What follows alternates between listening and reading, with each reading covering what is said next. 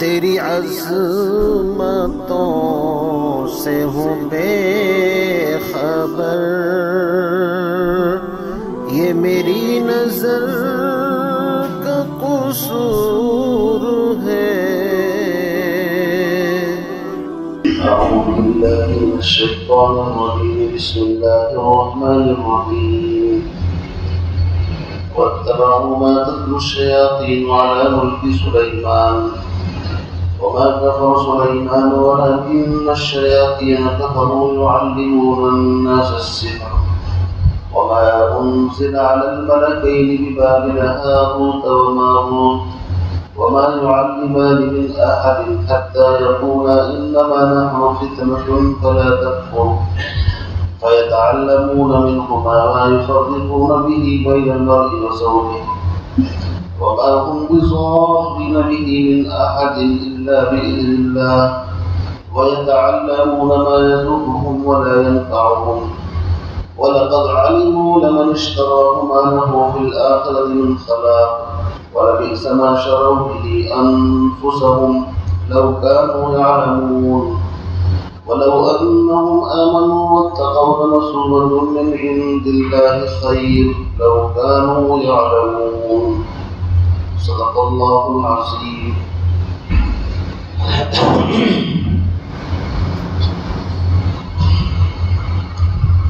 کل یہ بات عرض کی گئی تھی کہ سلیمان علیہ السلام کے زمانے میں انسان اور جنات باہم آپس میں ایک دوسرے سے ملے جلے رہتے تھے، اور آپ سب جانتے ہیں جنات کی فطرت کے اندر شر ہے، فساد ہے، تو اپنی فطرت کی وجہ سے یہ بڑے مجبور تھے۔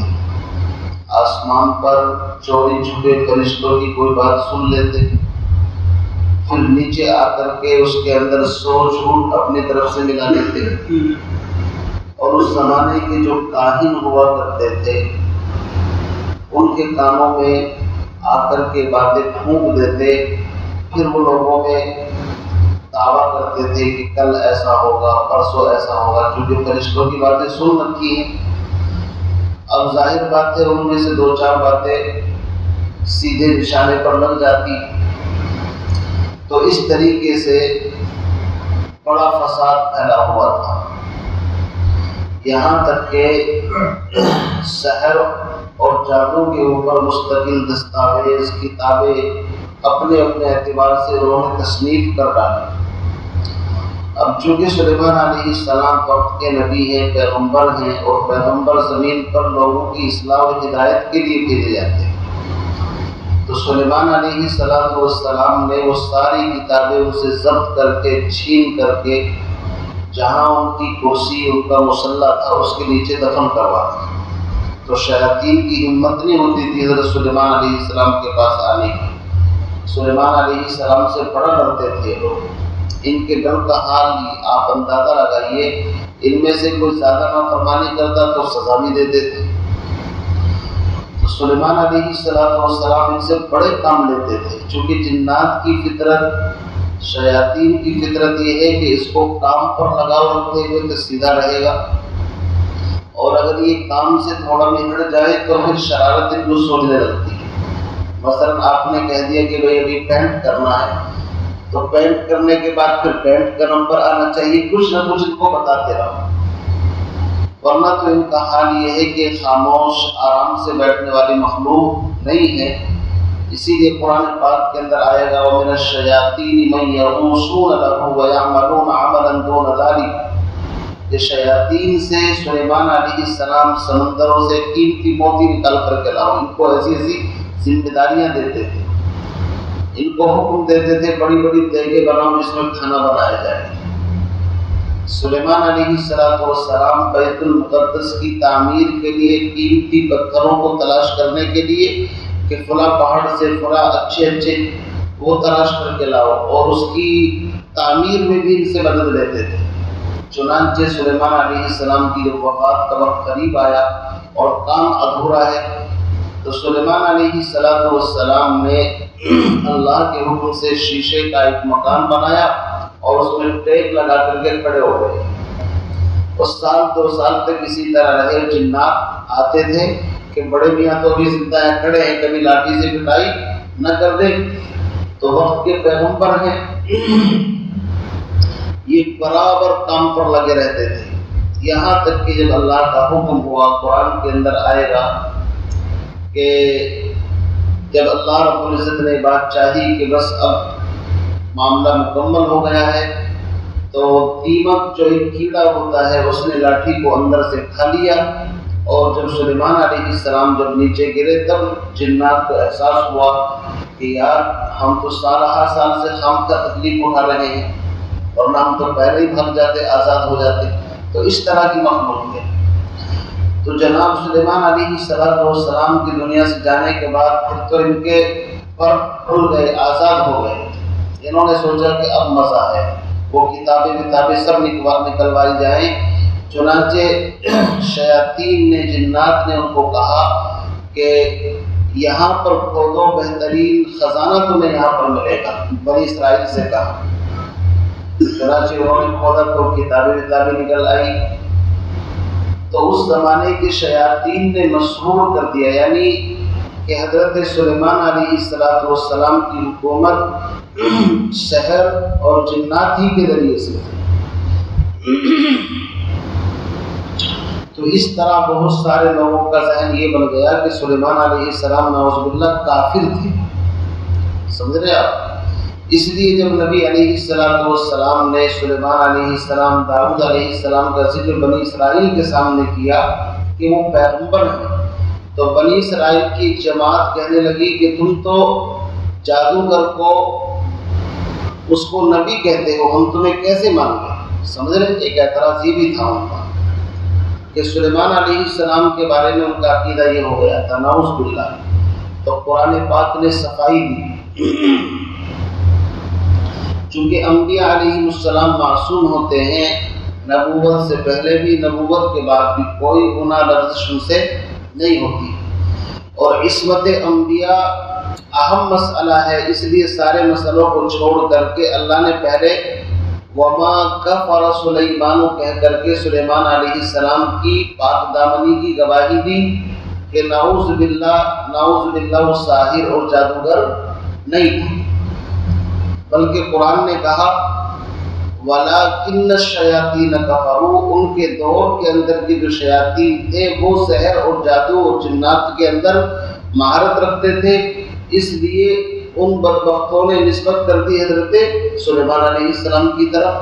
تو یہودیوں کی ایک جماعت بھی اس پروپیگنڈے سے اتنا متاثر ہوئی, چونکہ لوگوں کا مزاج ہے تحقیق تو کرتے نہیں, اور بغیر تحقیق کے سنی سنائی باتوں کے پیچھے چل پڑتے ہیں.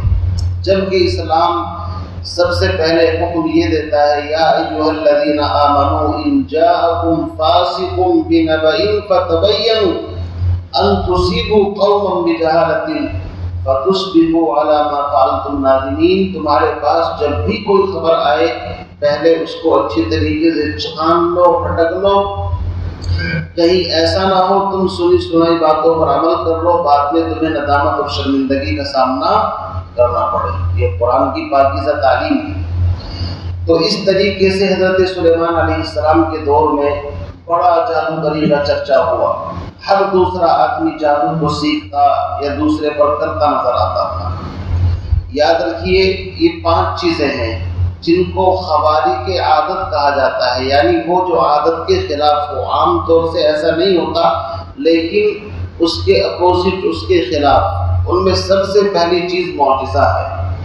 معجزے کا مقابلہ نہ جادو کر سکتا ہے, کوئی دنیا کی طاقت معجزے کا مقابلہ نہیں کر سکتی. اس لیے کہ معجزہ اس خرق عادت کام کو کہا جاتا ہے جو اللہ رب العزت کا فعل ہوتا ہے اور پیغمبر کے ہاتھ پر ظاہر ہوتا ہے. یعنی پیغمبر کا بھی اس میں کوئی دخل نہیں ہوتا. اگر پیغمبر یہ چاہے میں اپنی مرضی سے معجزہ دکھا دوں, تو جب تک اللہ نہ چاہے پیغمبر بھی معجزہ نہیں دکھا سکتا. عقیدہ صحیح رکھو, پیغمبر کے ہاتھ میں صرف معجزہ اس کے ہاتھ پر ظاہر ہوتا ہے, باقی اس کے اندر فعل کس کا ہوتا ہے؟ بولو بھائی, اللہ کا فعل ہوتا ہے. اللہ اگر نہ چاہے تو نبی بھی معجزہ نہیں دکھا سکتا۔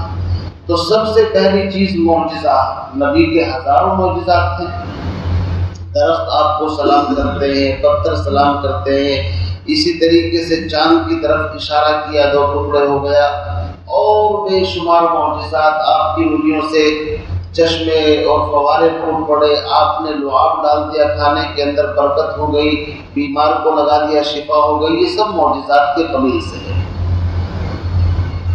اور حسن یوسف دم عیسیٰ ید بیضا داری، آج خوبا ہما دارن تو تنہا داری، آدم سے لے کر حضرت عیسیٰ علیہ السلام تک سارے نبیوں کے جتنے معجزات ہیں وہ ایک طرف، اور میرے پیغمبر محمد عربی صلی اللہ علیہ وسلم کے معجزات ایک طرف، وہ سارے معجزات ان معجزات سے بڑے ہوئے ہیں۔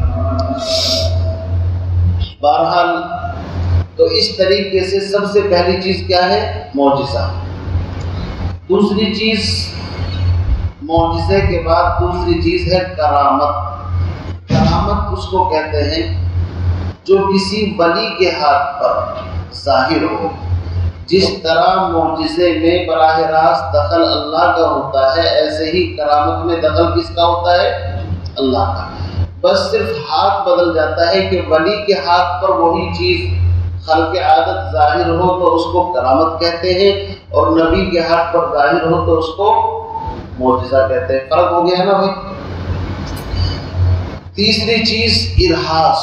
ارہاس اس کو کہتے ہیں کہ نبی کو نبوت ملنے سے پہلے جو چیزیں خلاف عادت، خلق عادت نبی کے ہاتھ پر ظاہر ہوں، ان کو کیا کہتے ہیں؟ ارہاس، ارہاسات۔ یعنی ہر نبی سے نبوت سے پہلے ہی ایسی علامتیں شروع ہو جاتی ہیں جو اشارہ کرتی ہیں کہ یہ خاص بندہ ہے، کوئی عام بندہ نہیں۔ اسی طریقے سے ایک ہوتا ہے اعانت۔ اعانت کا مطلب مدد۔ وہ کسی بھی عام مسلمان بندہ، صرف مومن ہے، مسلمان ہے، اس کے ہاتھ پر بھی کبھی ایسی بات ظاہر ہو جاتی ہے جو خلاف عادت ہوتی ہے، سمجھے نہیں؟ اس کو کیا کہتے ہیں؟ اعانت۔ یاد رکھو یہ سب چیزیں، ان میں فرق کرو گے تو بہت ساری مصیبتوں سے بچ جاؤ گے، ورنہ کسی بھی بابا کے گھر سے میں پھنس جاؤ گے، سیدھی بات ہے، جب پتہ ہی نہیں ہوگا۔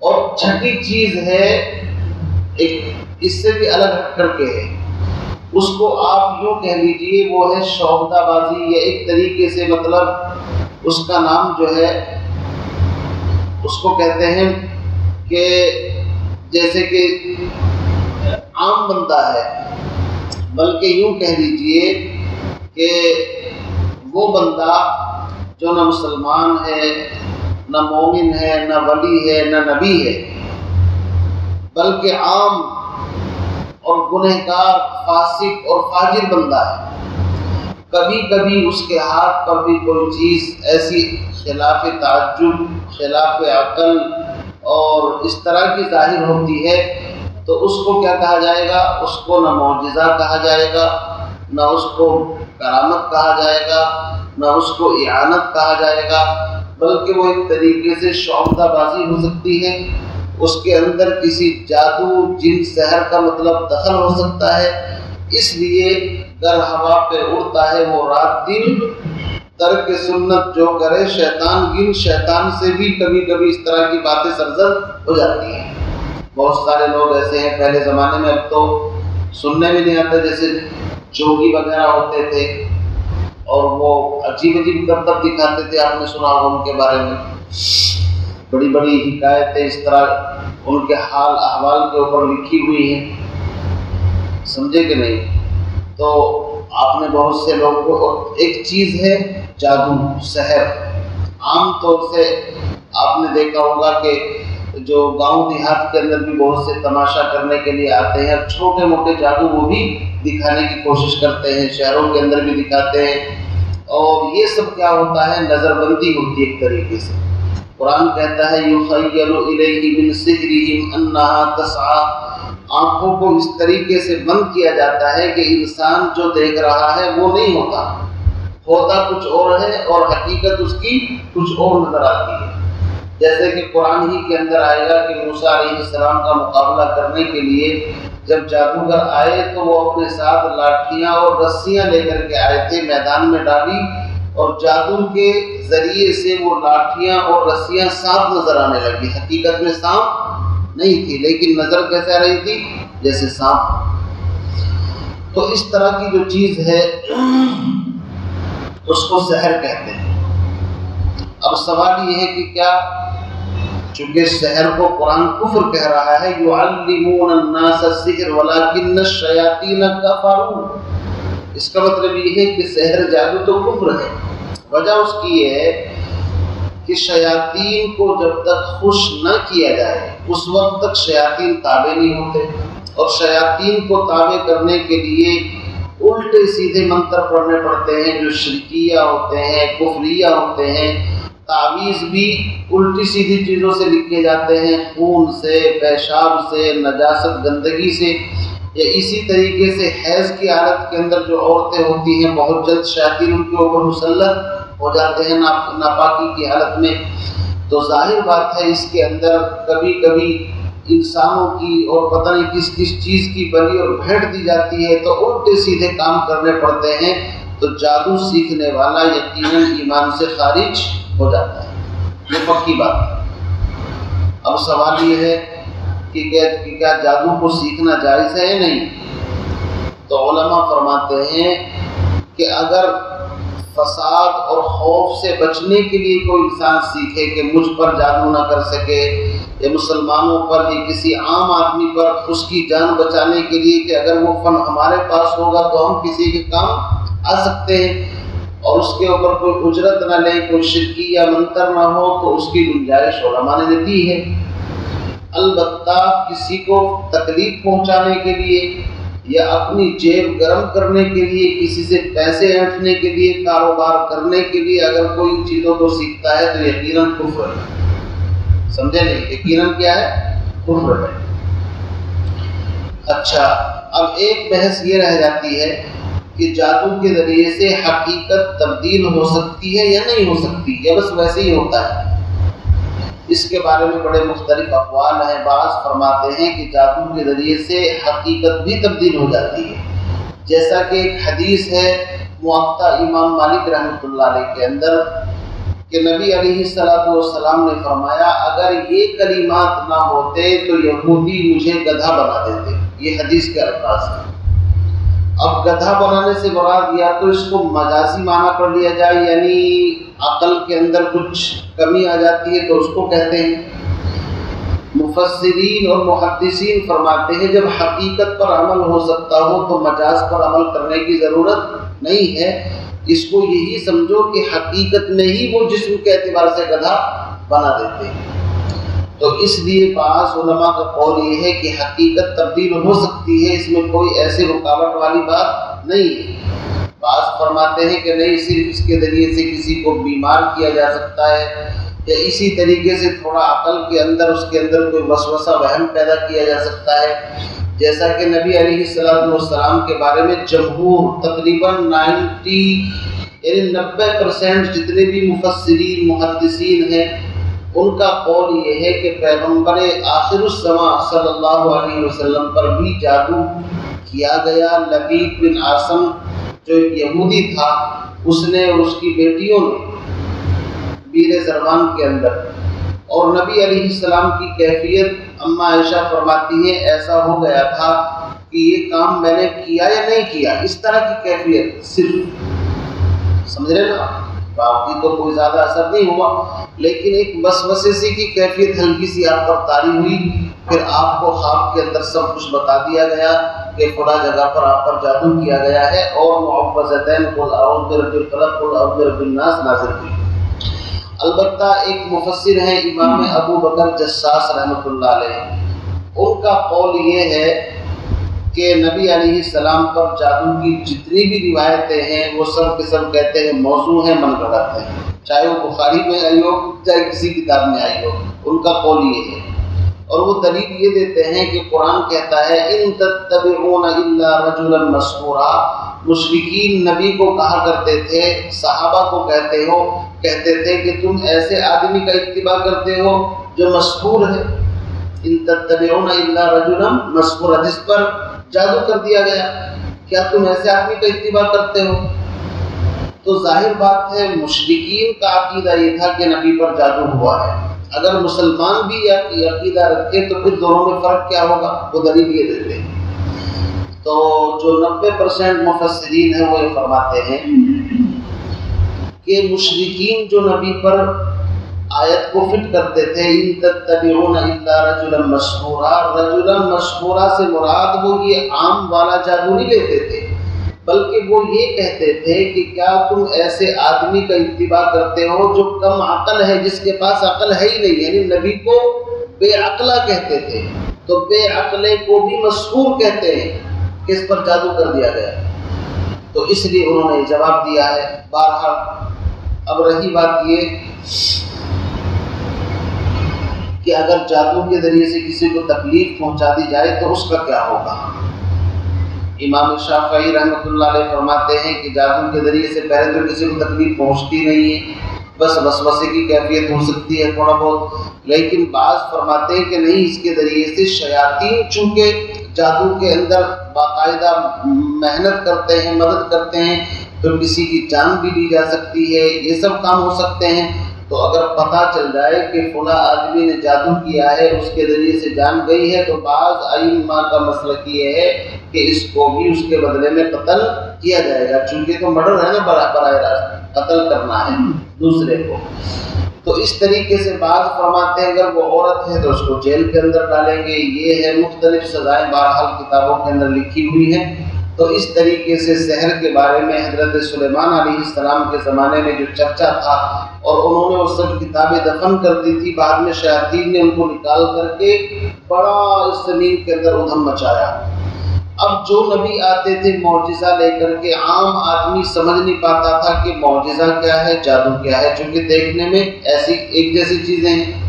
فرق یہ ہے کہ معجزہ اللہ کی طرف سے ہوتا ہے، اور سحر اور جادو کے پیچھے اسباب چھپے ہوئے ہوتے ہیں، دکھائی نہیں دیتے. اسباب ہوتے ہیں اس کے پیچھے، لیکن اسباب خفیہ ہوتے ہیں، اور اللہ کی کوئی مدد جادو کے ساتھ شامل نہیں ہوتی. بلکہ حدیث کے اندر یہاں تک فرمایا ہے من اتا بکاہن، جو کسی نجومی یا کاہن کے پاس آئے تو اس نے انکار کیا اس دین کا جو محمد صلی اللہ علیہ وسلم پر نازل ہوا. سمجھ گئے بھائی؟ اس لیے جادو شادو کے چکر میں پڑنا یا کسی کو ہاتھ دکھانا، فٹ پاتھ پر بیٹھے رہتے ہیں پکڑ کر کے ہاتھ، بہت دولت ملے گی، یہ ہے وہ ہے، یہ سب شرک ہے. غیب کی بات کوئی نہیں جانتا، نہ ان لکیروں میں کوئی لکھا ہوا ہے، نہ کوئی ان کو پڑھ سکتا. سمجھے نہیں؟ اس لیے کسی کی کوئی چیز گم ہو جائے، بعد مرتبہ وہ بھاگتے ہیں جی وہ بتا دیتے ہیں فلاں صاحب. کیوں بھائی؟ اللہ کے راہ جب غیب نہیں جانتا، دعا پڑھو جو حدیث کے اندر آئی ہے تاکہ وہ چیز مل جائے. تو بہرحال اس طریقے سے ان لوگوں نے نبی اکرم صلی اللہ علیہ وسلم کو جھٹلایا اور کہا تم تو سلیمان کو بھی نبی کہتے ہو، حالانکہ وہ تو جادوگر تھے. تو قرآن نے کہا ہے وما کفر سلیمان، فرمایا واتبعوا ما تتلو الشیاطین علی ملک سلیمان. ان بدبخت بنی اسرائیل کو تورات کتابیں دی گئی تھی، ان کو تو چھوڑ دیا. اور یاد رکھیے انسان جب سیدھے راستے سے ہٹتا ہے، سنت کو چھوڑتا ہے، تو بدعت کے اندر مبتلا ہو جاتا ہے. آپ نے حدیث سنی ہوگی سنت کو چھوڑو تو فرضوں کے اوپر ضرب پڑے گی، اور نیچے سے چلتا ہے انسان، مستحب چھوڑتا ہے تو سنت پر ضرب پڑتی ہے، سنت چھوڑتا ہے تو واجب خطرے میں پڑتے ہیں، واجبات کو چھوڑتا ہے تو فرائض خطرے میں پڑتے ہیں. ان لوگوں نے اچھی چیز کو چھوڑ دیا اور غلط چیزوں کے پیچھے لگ گئے. اسی کو قرآن کہتا ہے واتبعوا ما تتلو الشیاطین علی ملک سلیمان، کہ سلیمان علیہ السلام کے دور حکومت میں ان چیزوں کے پیچھے چل پڑے، کن چیزوں کے؟ جن کو شیاطین سکھاتے تھے. اب نبی کی پاک دامنی کا مسئلہ ہے تو قرآن نے پہلے ان کی وضاحت کی وما کفر سلیمان، تم جو سلیمان کی طرف نسبت کرتے ہو ان باتوں کی یاد رکھو، سلیمان علیہ السلام نے کوئی کفر نہیں کیا. پھر کس نے کیا؟ وَلَٰكِنَّ الشَّيَاطِينَ كَفَرُوا، یہ سحر جادو کفر شیاطین نے کیا. یعلمون الناس السحر، یہی لوگوں کو جادو بھی سکھاتے تھے. کون؟ شیاطین، جنات. سلیمان علیہ السلام نہیں سکھاتے تھے، وہ تو پٹائی لگاتے تھے، پکڑتے تھے ایسے لوگوں کو، گرفتار کرتے تھے. تو جب یہ مسئلہ زیادہ بڑھا تو اللہ نے شہر بابل کے اندر 2 فرشتوں کو اتارا جن کا نام ہاروت اور ماروت ہے. وہ بھی کسی کو نہیں سکھاتے تھے، پہلے بتاتے تھے کہ جادو سیکھنا اچھی چیز نہیں، لیکن سکھایا اس لیے جاتا تھا تاکہ معجزے اور جادو میں فرق سمجھ لیں. اسی کو فرمایا وما انزل علی الملکین، اور وہ جو اتارا گیا تھا 2 فرشتوں پر شہر بابل کے اندر، ہاروت اور ماروت کے اوپر. اچھا، امام رازی رحمۃ اللہ علیہ نے ماں کو نافیہ لیا ہے اور وہ کہتے ہیں کہ وہ یعنی کوئی چیز نہیں نازل کی گئی تھی ہاروت اور ماروت کے اوپر، انہوں نے اس کی نفی کی ہے. لیکن اکثر مفسرین فرماتے نہیں، جادو ان کو باقاعدہ سکھایا گیا تھا، اللہ نے زمین پر بھیجا تھا تاکہ معجزے میں اور سحر کے اندر فرق کرے. جب آدمی سیکھے گا تبھی تو پتہ چلے گا، نہیں سیکھے گا تو پتہ کیا چلے گا اس کو. بہت ساری باتیں سیکھنی پڑتی، ورنہ تو اس کو کیسے پتہ چلے گا. تو یہ سکھاتے نہیں تھے کسی کو، لیکن کچھ لوگ ان کے پاس خوشامد درآمد کر کے سیکھ لیتے تھے کہ نہیں، ہمارا مقصد تو بس یہ ہے کہ ہم فرق سمجھنا چاہتے ہیں، اور پھر اس کا غلط استعمال کرتے تھے. فرماتے ہیں وما يعلمان من احد، یہ دونوں فرشتے کسی کو نہیں سکھاتے تھے حتی یقولا، جب تک کہ یوں نہ کہہ دیتے انما نحن فتنہ، بھائی ہم آزمائش کے لیے دنیا میں بھیجے گئے ہیں. انسانی شکل کے اندر آئے اور انسانوں میں رہتے تھے. فلا تکفر، بس تم کفر مت کرو، یعنی سحر سیکھنے کو وہ بھی کفر سمجھتے تھے، اس کو مت سیکھو. فیتعلمون منہما، بس لوگ ان سے سیکھ لیتے تھے ما، اس جادو کو، یفرقون به بین المرء وزوجہ، جس کے ذریعے سے میاں بیوی کے درمیان جدائی ڈال دیتے تھے. کسی کی بیوی اچھی لگی، جھگڑا کرا دیا، بھائی چلو اس کے بعد ہم دیکھیں گے پھر اس کو، یہ کسی اور سے کرا دیا. اس طرح یاد رکھیے سحر کی حقیقت ہی توڑ ہے. جوڑ کا کام ان سے کہاں ہوگا؟ بدبختوں سے توڑوانے کے کام چاہے جتنے کرانا، سمجھے نہیں. کسی کی محبت ہے، کسی سے تعلق ہے، اس کو توڑوا دیں گے. آپس میں 2 آدمی پارٹنرشپ ہیں، ان کی آپس میں لڑائی کرا دیں گے. تو شیاطین کا کام ہی یہ مان کر کے چلیے آپ، سحر اور جادو کا کام ہی توڑ ہے، جوڑ کا کام ہے ہی نہیں لوگوں. اچھا، سوال پیدا ہو سکتا تھا کہ جب جادو اتنا پاورفل ہوتا ہے تو پھر تو کچھ بھی کر سکتا ہے وہ. اللہ نے جواب دیا میری مرضی کے بغیر تو پتہ بھی نہیں ہل سکتا. جادوگر کتنے بھی چاہے زور لگا لے. اس سے ہمارا عقیدہ محفوظ کرنا مقصود ہے. عقیدہ یہ ہونا چاہیے کہ جادو ایک ایسے ہی ہے جیسے کہ ایک سبب کے ذریعے سے انسان کھانا کھاتا ہے تو اس کی بھوک مٹ جاتی ہے، دوائی کھاتا ہے شفائی ہو جاتی ہے. لیکن کبھی کبھی انسان دوا کھاتا ہے، شفا نہیں ملتی. جادوگر ایڑی چوٹی کا زور لگا لے لیکن جادو اثر نہیں کرتا، ایسا بھی ہوتا ہے اور یہ حقیقت ہے. 99% ایسا ہی ہے، یہ بھی یاد رکھیے. 1% جا کر کے تیر نشانے پر لگ جاتا ہے، باقی ایسا نہیں کہ ہر مرتبہ اس کا تیر نشانے پر لگ جائے. تو اللہ نے فرمایا وما هم بضارین به من احد الا باذن اللہ، اور اس کے ذریعے سے وہ کسی کو بھی تکلیف نہیں پہنچا سکتے، ہاں مگر اللہ کی اجازت سے. اللہ اجازت دے گا تو تکلیف پہنچ جائے گی، اللہ نہیں چاہے گا تو تکلیف نہیں پہنچ سکتی. یہ عقیدے کی حفاظت ہے. دیکھو قرآن کتنا دھیان دیتا ہے. واقعہ بیان کیا جا رہا ہے لیکن بیچ میں جہاں سے عقیدہ خراب ہو سکتا ہے تو وہیں پر ایک دم باندھ لگا دیا چاروں طرف سے. نہیں کہ کبھی تم جادوگر کو اتنا پاورفل سمجھ لو، جنات بھی اللہ کی مرضی سے کے بغیر کچھ نہیں کر سکتے، جادوگر بھی اللہ کی مرضی کے بغیر کچھ نہیں کر سکتا. یہ ہمارا عقیدہ ہے. اس لیے بہتر تو یہی ہے کہ کسی سے نہ الجھا جائے، لیکن جس کا ایمان یقیناً مضبوط ہے اس کے اوپر کتنا بھی کچھ کر لے کچھ انشاءاللہ اثر نہیں ہوگا. بہرحال اس کے بارے میں کل کا سبق اور رہ گیا ہے. بعض کتابوں میں اکثر مفسرین نے تقریباً وہ سند 20-25 راویوں تک پہنچتی ہے. انہوں نے ہاروت ماروت کا ایک لمبا واقعہ لکھا ہے. اس سلسلے میں عورت تھی جس کا نام زہرہ ہے، وہ زہرہ ستارہ بن گئی. اس کی کیا حقیقت ہے، کل انشاءاللہ اس کو آپ کے سامنے بیان کر کے انشاءاللہ اس سبق کو مکمل کر دیں گے۔ چونکہ اکثر در منصور کے اندر بعض مفسرین نے اس کو بڑی کثرت کے ساتھ نقل کیا ہے کہ یہ دو فرشتے انسانی شکلوں میں ادریس علیہ السلام کے زمانے میں آئے تھے، اور اس میں لمبا چوڑا واقعہ ہے۔ یہ اسم اعظم جانتے تھے، روزانہ آسمان پر چلے جاتے تھے، صبح ہوتے ہی زمین پر آتے تھے، لوگوں کے فیصلے کرتے تھے، یہ ہے وہ ہے، پھر ایک عورت کے اوپر عاشق ہو گئے، لمبا چوڑا واقعہ۔ کل انشاءاللہ اس کی جو بھی کچھ حقیقت ہے آپ کے سامنے بیان کر کے یہ سبق انشاءاللہ مکمل ہو جائے گا۔ تو اس میں ہم دو چیزیں یاد رکھیں، جادو دو طرح کا تھا، ایک تو وہ جو شیاطین سکھاتے تھے، ایک وہ جو فرشتے سکھاتے تھے، ٹھیک ہے، دو باتیں ہو گئی۔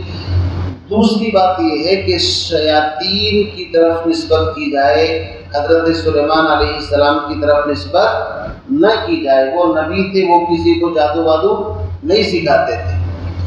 تیسری بات یہ ہے کہ جادو ہو، سحر ہو، کچھ بھی ہو، بغیر اللہ کی مرضی کی کسی پر کچھ بھی نہیں ہو سکتا۔ یہ مین چیزیں ہیں ہمارے اور آپ کے سمجھنے کی۔ باقی تو واقعات ہیں، اللہ تعالیٰ سے دعا فرمائے ہم سب کو صحیح باتوں پر عمل کی توفیق نصیب فرمائے۔ سبحان اللہ، سبحان اللہ۔